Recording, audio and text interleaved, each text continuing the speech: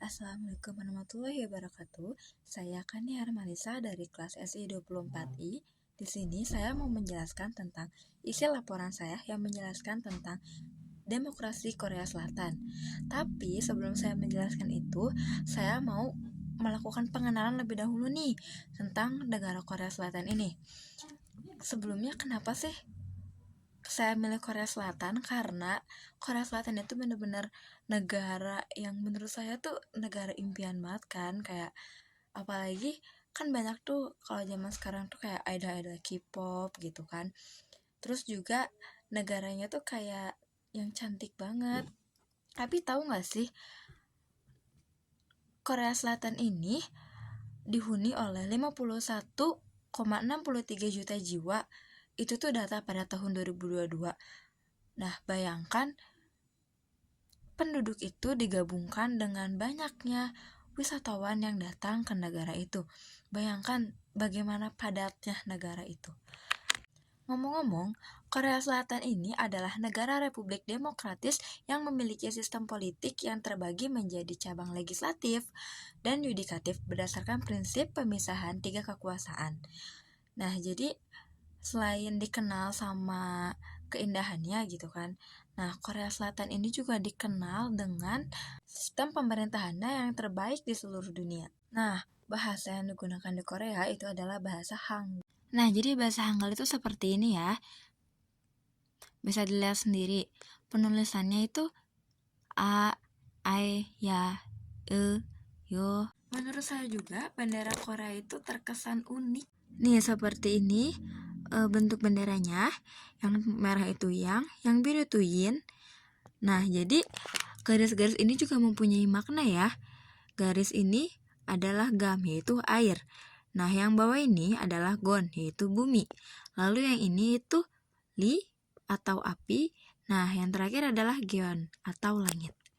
Mungkin selanjutnya kita diskusi tentang tantangan apa aja sih yang dihadapi Korea Selatan dalam demokrasi di negaranya. Tapi jangan lupa, di balik keindahan Korea, menurut saya bagaimana ya? Jadi kasus bully di Korea juga kan sangat tinggi.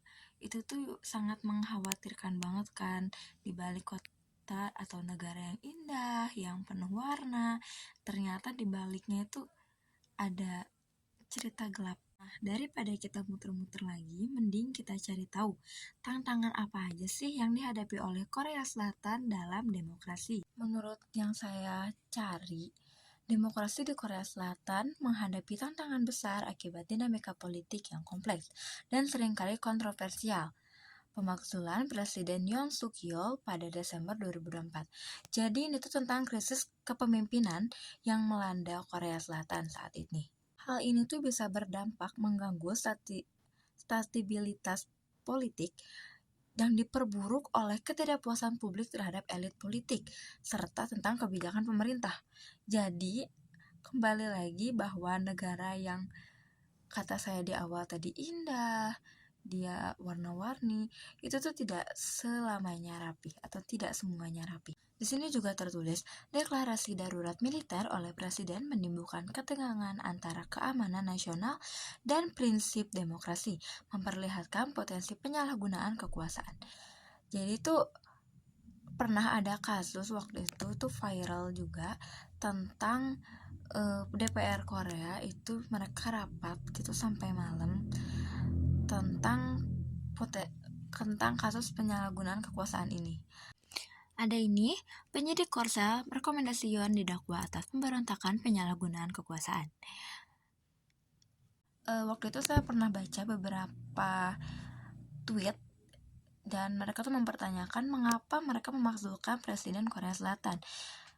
Karena pada tanggal 14 Desember 2024, Yoon Suk Yeol, Presiden Korea Selatan, dimakzulkan oleh Majelis Nasional.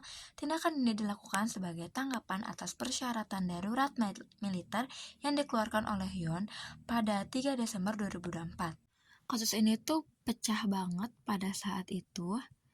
Viral di banyak media sosial, Instagram, Twitter, Facebook, Never. Jadi hal itu tuh masih nyambung dengan ketidakpuasan publik ke penggunaan keadaan darurat. Di sini juga ada tantangan dalam keterlibatan masyarakat sipil. Kan masyarakat sipil itu kunci dalam berjalannya suatu demokrasi dalam suatu negara. Namun dalam hal ini keterlibatan masyarakat itu harus dikembangkan di Korea Selatan karena masyarakat sipil aktif itu dapat berfungsi sebagai penyeimbang terhadap kekuasaan pemerintah. Jadi kan harusnya tuh kalau suara rakyat itu kan didengar, diperhatikan gitu kan, diolah dengan bijak lalu diterapkan gitu. Tapi kadang tuh mereka gimana ya, jadi kurang cepat lah dalam menanggapi keluhan dari si masyarakat sipil ini gitu. Segitu saja video dari saya karena waktu juga sudah mepet ya Bapak. Terima kasih. Wassalamualaikum warahmatullahi wabarakatuh.